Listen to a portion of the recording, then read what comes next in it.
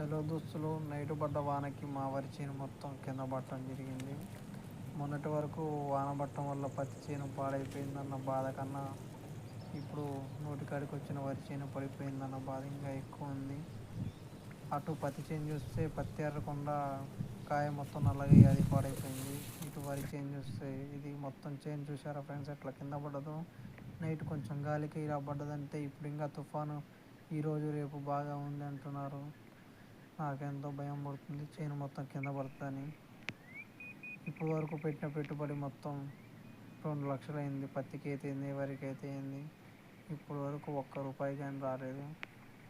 ఇలా ఉంటే రైతుల పరిస్థితి చాలా ఘోరంగా ఉంటుంది.